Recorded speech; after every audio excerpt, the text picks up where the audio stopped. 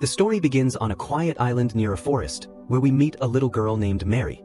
She once lived a happy and wealthy life with her family, surrounded by comfort and love. But everything changed when a terrible disease, cholera, swept through the city. The illness spread quickly, taking countless lives, including Mary's family.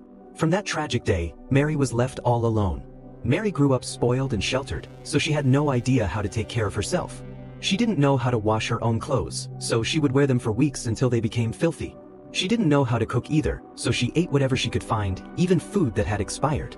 Her loneliness and helplessness left her living in sadness, until one day an unknown soldier appeared.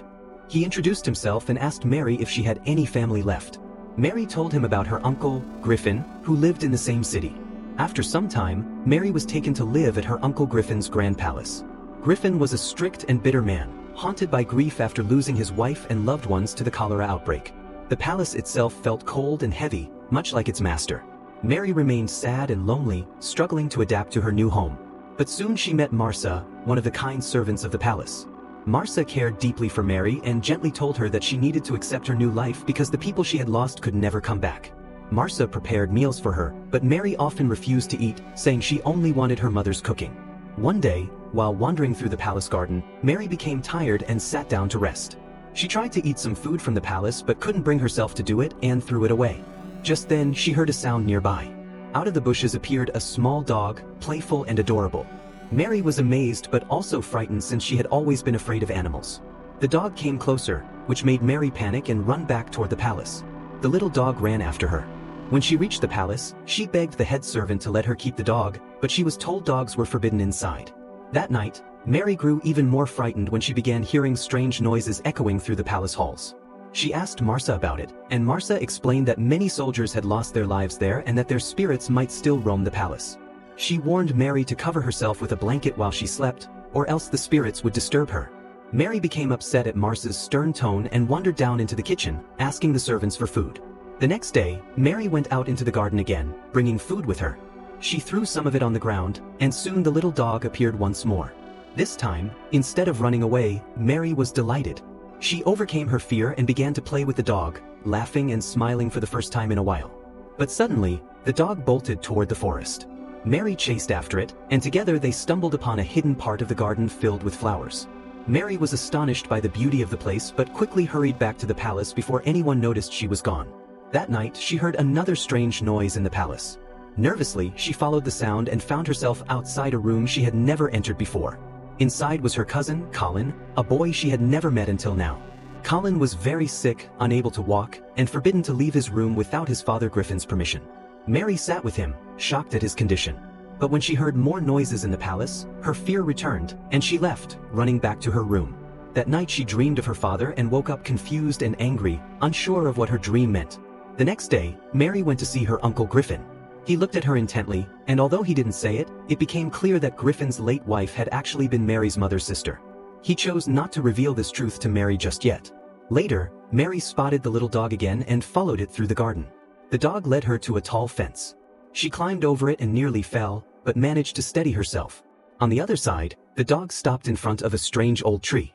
To Mary's surprise, a bird suddenly flew into the tree. Wanting to help, she tried to get the bird out and discovered something hidden inside. A wooden key, old and mysterious. She pocketed it and returned to the palace unnoticed. On her way back, she climbed another tree to get across the wall and nearly slipped, but miraculously a tree trunk grew beneath her feet, holding her up.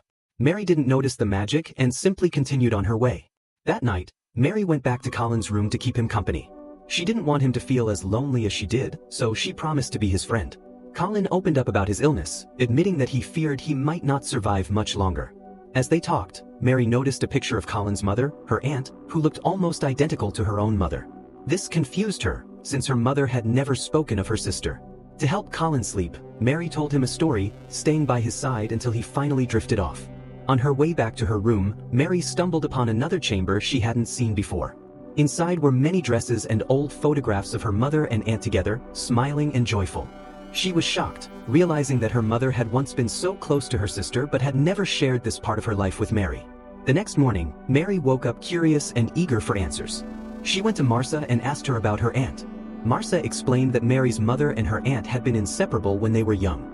They loved juggling and even performed in competitions together. But when her aunt fell gravely ill, her mother became deeply saddened and withdrawn, sinking into depression. Hearing this, Mary remembered moments from her childhood when her mother always seemed sad. Back then, she hadn't understood why. Now she realized the reason and felt guilty for having been selfish and dismissive. She regretted not caring more for her mother while she was alive. From that moment, Mary promised herself that she would change and no longer live as the spoiled, careless girl she once was. With this new determination, Mary went once again to the garden. On the way, she met Deacon, Marce's brother, and told him about the secret garden she had discovered beyond the wall. At first, Deacon didn't believe her talk of magic, but he agreed to go with her. Inside the hidden garden, they found the little dog again, but this time it was hurt, its leg wounded. Mary insisted the garden's water was magical, so she and Deacon carefully washed the dog's injury in the lake. Deacon told her that if magic truly existed, it would take time to work. They decided to leave the dog there overnight to see if it would heal. That night, Mary returned to Colin's room as usual. She wanted to cheer him up and suggested showing him the secret room filled with dresses and photographs of their mothers. Colin hesitated, afraid to leave his room since his father always warned him about his health and his allergy to roses. But with Mary's encouragement, he finally agreed. After a while, Mary and Colin finally reached the secret room filled with beautiful dresses and old photographs. Mary was excited to show him everything, pointing out pictures of their mothers when they were young. She felt happy, but Colin's mood darkened.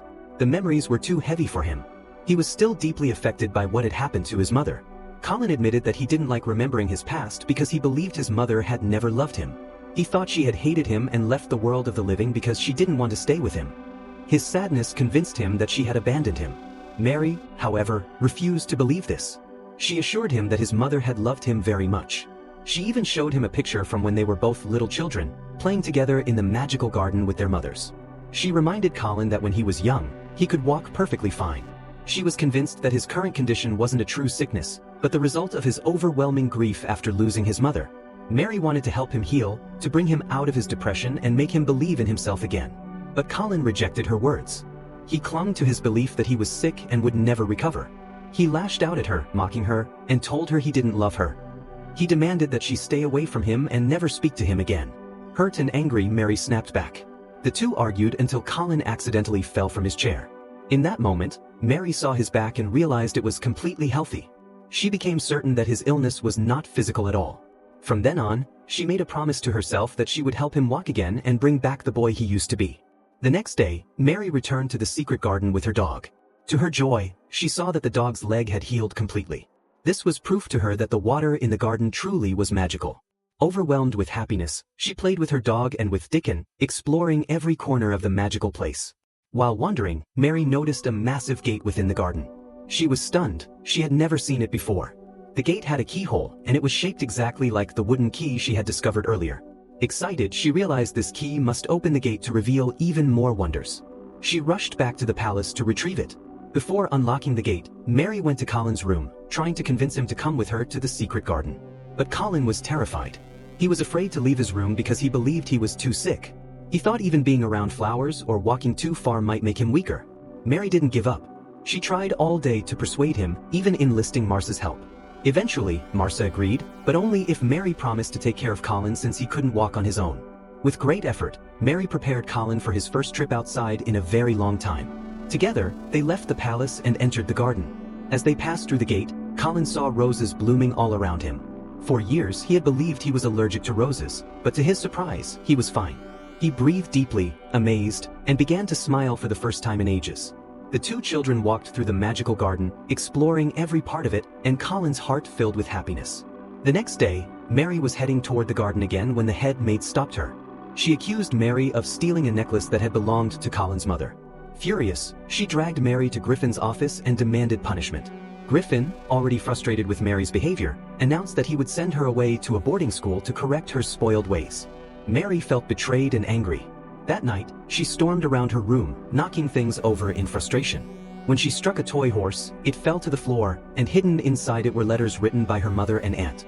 Reading the letters, Mary discovered that her mother and aunt had spent much of their time together in the magical garden, even when her aunt was gravely ill and close to death. The following day, she returned to the garden and found a large tree. From the letters, she learned that her aunt's grave was there, hidden in the magical place. Believing this knowledge might comfort Colin, she decided to tell him.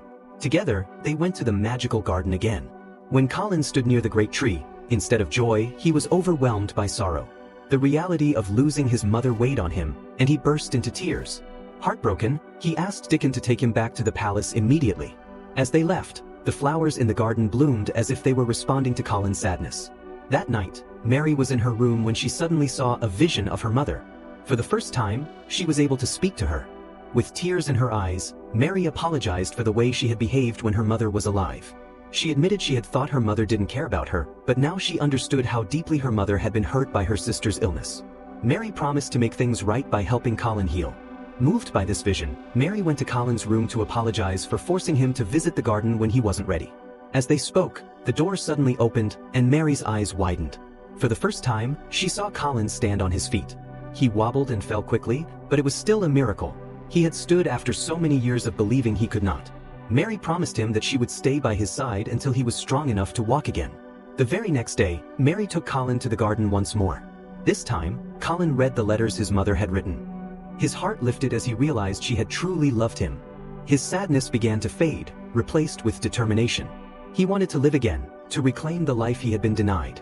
His health began to improve, his spirits grew brighter, and Mary could see he was no longer the same depressed boy she had met. Later, Mary noticed her new school clothes had been laid out in her room. She understood that Griffin still intended to send her away. She didn't fight it, but she confronted him, telling him she would agree to go as long as he allowed Colin to live his life freely. She told him directly that she knew Colin wasn't truly sick and that Griffin's restrictions were only making things worse. Griffin said nothing. Instead, he went to his office, drowning his pain in alcohol. It became clear that Griffin had kept Colin locked away all these years not because of illness, but because of his own fear. He was terrified of losing Colin the way he had lost his wife.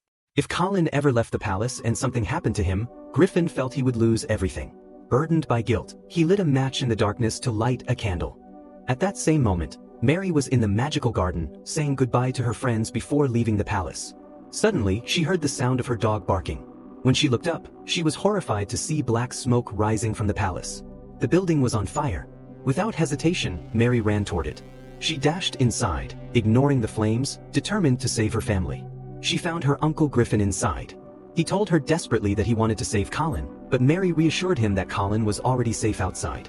Together, they managed to escape as the fire spread. In that moment, Mary and Griffin felt the presence of their lost loved ones, the spirits of Mary's mother and Griffin's wife, watching over them. When they finally reached the safety of the garden, Griffin followed Mary inside. It was his first time returning there since his wife's death.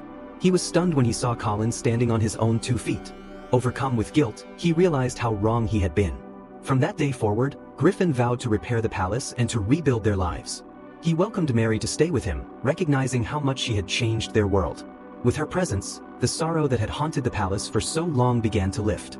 Slowly but surely, the once bleak halls of the estate were filled with joy, laughter, and hope again. Their lives had been transformed forever.